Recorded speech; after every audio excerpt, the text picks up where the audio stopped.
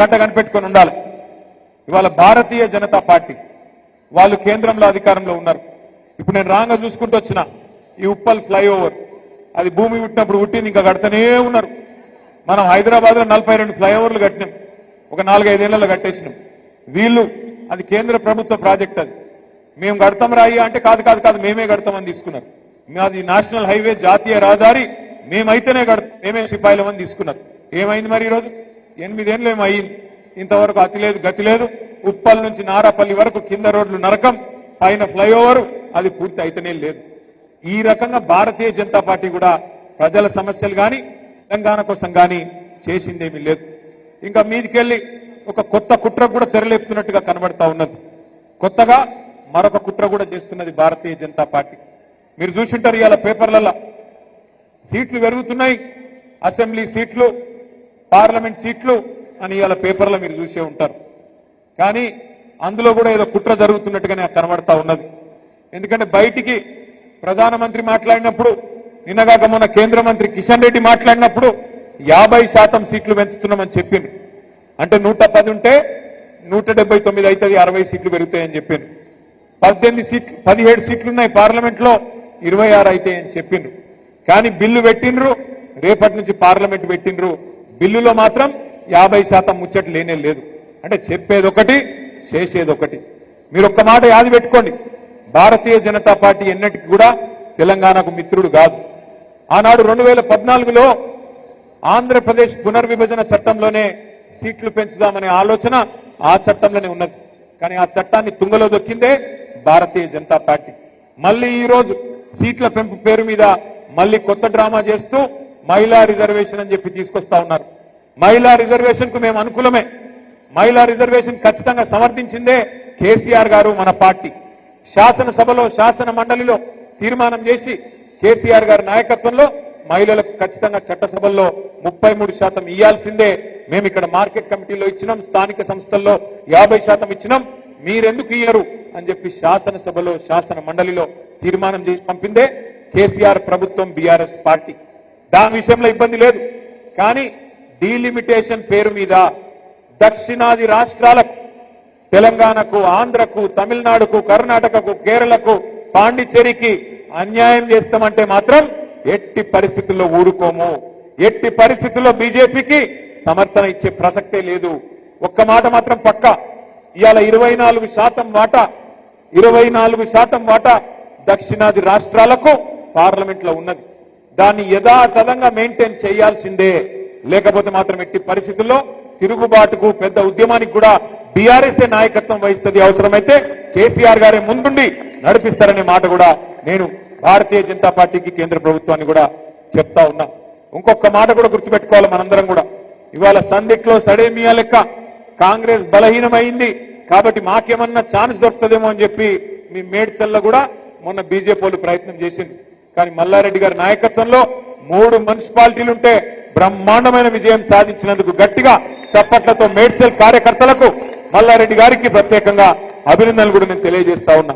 రేపు ఇక్కడ కార్పొరేషన్ ఎలక్షన్లలో కూడా 16 చేసుకున్నా, 20 చేసుకున్నా, 25 చేసుకున్నా, ఎన్ని చేసుకున్నా గెలిచేది ఖచ్చితంగా గులాబీ జెండానే. ఖచ్చితంగా గెలిచేది మళ్ళీ కార్పొరేషన్ మీద ఎగిరేది గులాబీ జెండానే. ఎందుకంటే హైదరాబాద్ ప్రజలు విసిగిపోయి ఉన్నారు. మా నగరానికి ఏమైంది, అన్యాయం అయిపోయింది కాంగ్రెస్ వచ్చినాక అనే బాధలో, ఈ కరెంటు కోతలేంది, ఈ దోమలేంది, రియల్ ఎస్టేట్ డామ్మనుడేంది, మళ్ళా మంచినీళ్ళ గోసేంది, బాధలో ఉన్నారు ఇవాళ హైదరాబాద్ ప్రజలు. అందుకే దయచేసి నేను ఇక్కడికి వచ్చిన మా నాయకులు, మా సోదరులందరినీ, సోదరిమణులందరినీ కోరుతా ఉన్నా, ఎలక్షన్లు సెప్టెంబర్లోనో అక్టోబర్లో పెడతారట. ఈ లోపల పెడతారు కావచ్చు, ఆగస్టు సెప్టెంబర్లో. సరే, ఇప్పటి నుంచే పనిలో ఉండుంది. ఇప్పటి నుంచే కలువుని జనాలను గుర్తు చేయండి. మనం 1,00,000 డబుల్ బెడ్రూమ్ ఇల్లు కట్టినాం హైదరాబాద్ లో. వీళ్ళు వచ్చినాక 2.5 ఏళ్లలో ఒక్కటంటే ఒక ఇల్లు కట్టలే, ఒక ఇల్లు మంజూరు చేయలే. ఒక్క ఇల్లు కట్టకపోగా వేలాది ఇల్లు కూలగొట్టింది. ఈ రోజు కూడా కూలగొడుతూనే ఉన్నారు. గరీబోళ్ల వ్యతిరేక ప్రభుత్వం ఇది, బుల్డోజర్ ప్రభుత్వం ఇది. ఇట్లాంటి ప్రభుత్వాన్ని కొనసాగనిస్తే, వాళ్ళ కార్పొరేషన్లో ఓటేస్తే మీ ఇల్లే కూలగొడతాడని చెప్పాలి. నేను జూబ్లీ హిల్స్ ఎలక్షన్ లో కూడా చెప్పిన, వెంగళరావు నగర్ అని ఒక డివిజన్ ఉంటుంది, ఆడ పోయి చెప్పిన నేను, మీరు కాంగ్రెస్ కోటేస్తే మీ దగ్గరికి బుల్డోజర్లు వస్తాయని చెప్పి. ఒక 10 రోజుల కిందట వెంగళరావు నగర్ బస్తీ వాళ్ళు వచ్చారు నా దగ్గరికి, సార్ మా మీదికి బుల్డోజర్ వస్తాను సార్, మమ్మల్ని కాపాడు సార్ అని.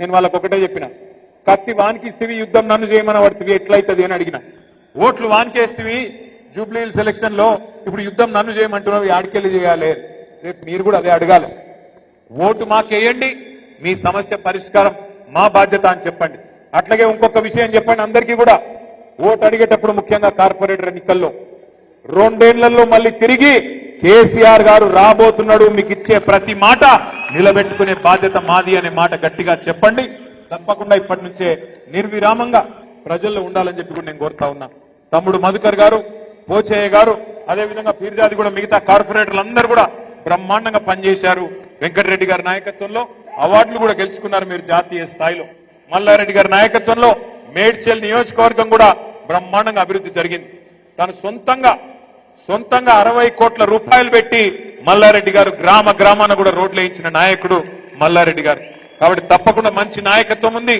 పక్కడబందీగా పనిచేసే కార్యకర్తలు ఉన్నారు అద్భుతంగా కేసీఆర్ గారి ఆశీర్వాదం మీకుంది విజయం మనదే అనే మాట కూడా మళ్ళొక్కసారి మీకు విజ్ఞప్తి చేస్తూ ఇంత పెద్ద ఎత్తున పీర్జాదిగూడలో ఈ కార్యక్రమానికి హాజరైన మా సోదరులకి సోదరిమణులకి ప్రతి ఒక్కరికి పేరు పేరున హృదయపూర్వకంగా నమస్కారాలు జై తెలంగాణ గట్టిగా కాంగ్రెస్ అంటే కరెంట్ పోగొట్టింది మీకేమైంది జై తెలంగాణ జై కేసీఆర్ అన్నా దయచేసి అందరు కూర్చోవాలి డిస్టర్బెన్స్ చేయొద్దు జాయినింగ్స్ ఉన్నాయి సార్ జాయినింగ్స్ చాలా